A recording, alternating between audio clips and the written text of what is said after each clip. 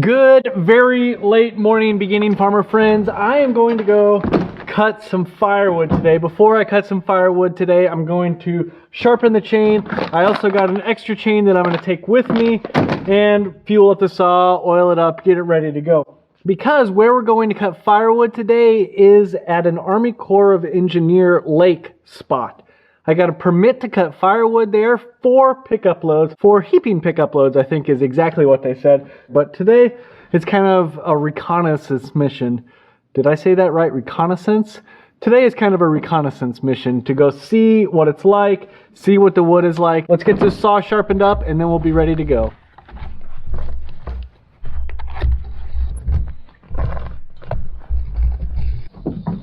By the way, at any point during this video, if you find yourself thinking, I like this video, I'm glad that I took time out of my day to watch it, go ahead, like, subscribe, put a comment down below, tell me what I'm doing wrong when I'm sharpening my chainsaw. I love to interact with you and I thank you all so much for watching.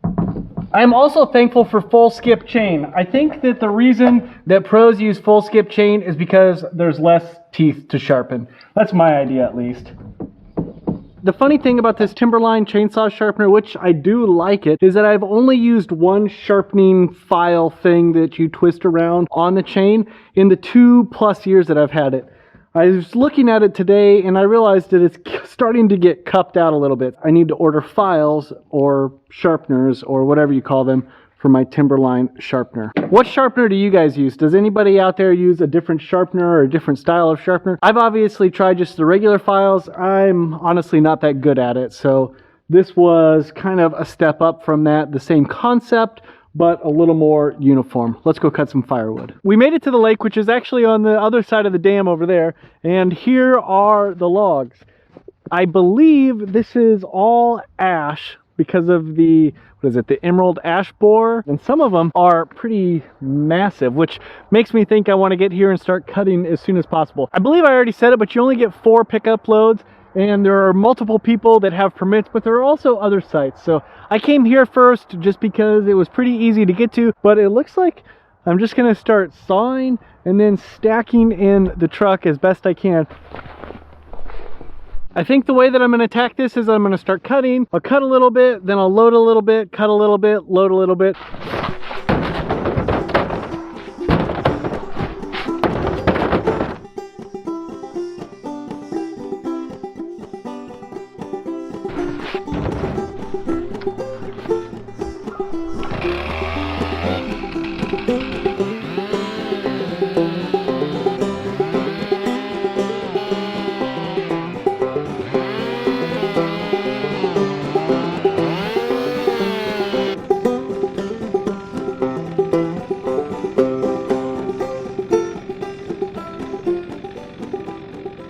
So far, so good. I've got, I don't know, 3/4, 2/3 of a load of firewood packed so far into the truck. It's working really well, and I can tell it's gonna go really fast when I bring my family to get my, second, third, and fourth pickup load equivalents. The saw is cutting great. I sharpened it right before I left, as you saw, and I am just putting out some huge chips. Throwing big chips like this is, just proof that you've got that sharp blade, not that really fine sawdust. So it's flying right through this wood. I think I'm going to come over here, cut a few of these smaller logs. That way I can kind of fill in the crevices in the pickup bed a little bit. And then honestly, we'll be done. This will be, I don't know, right around an hour to get this whole project done today. 55 minutes of cutting, moving, and loading.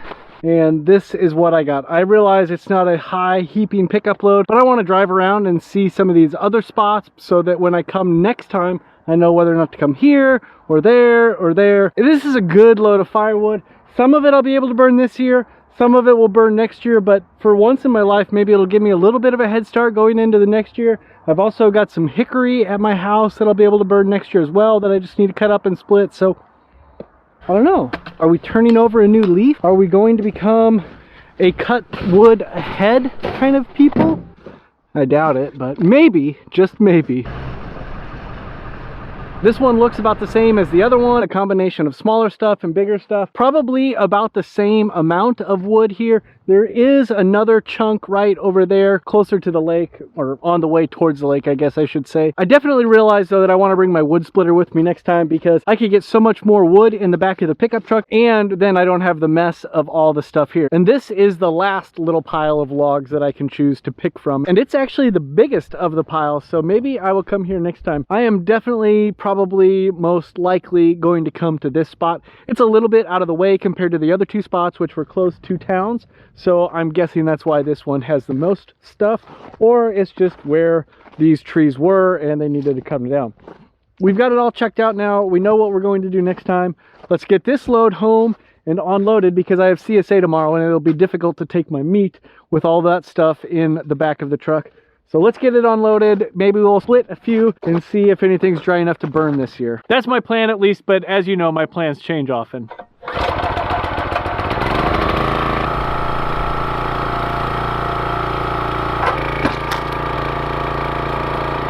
By splitting a very small amount to see how it burns, that saves me from splitting the rest of it. If this doesn't burn very well, I do need to go out to the woods and cut as much burnable wood as I can for the moment. And then we can start splitting and stacking this wood right here, the stuff that I just unloaded from the truck, for next year. I'm going to finish sweeping out the truck so that it's ready to put coolers in tomorrow for our CSA delivery. But when I'm done with that, it's time to get ready to go to Robotics. And I got something a little special for you tonight when it comes to Robotics. We are here for Robotics, and I thought that something special that I would show you is what we have been working on. And by we, I mean my son and the rest of the teammates. I'm just kind of a mentor slash coach kind of thing, but they've been working really hard on building a robot. It's right there. And what the robot does is it does a series of tasks. There's part of it that's automated, that's computer controlled, that is programmed, and then part of it that the kids use controllers to make the robot go and do. It's all playing right now. You're seeing what's happening. Thank you so much for watching. This really scratches the mechanical itch of my son, so I'm glad to be able to do this with him. I hope you guys are having a great day. I actually like how often it goes into that corner. All right, get ready. Driver, pick up your controller. You don't have to just arm it. 3, 2, 1.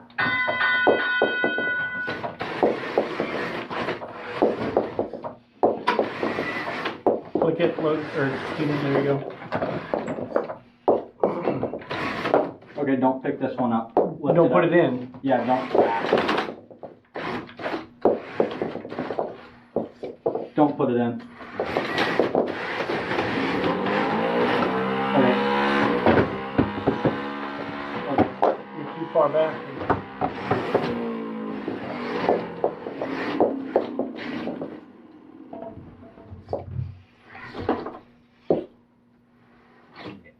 Yeah. No. No. Yeah. Go. Okay. Yep.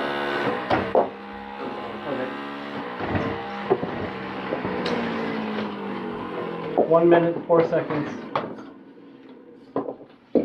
Click it. There you go.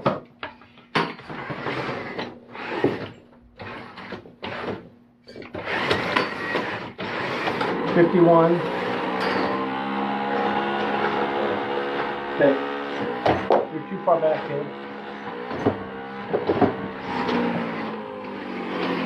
39.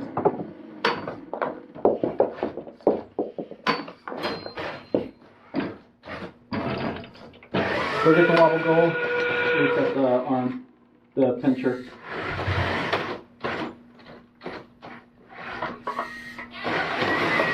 You know how to do the easy shot? Yep. Okay.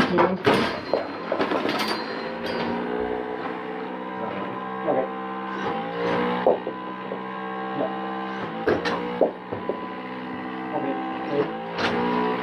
Put that down. Grab up the shooter. No.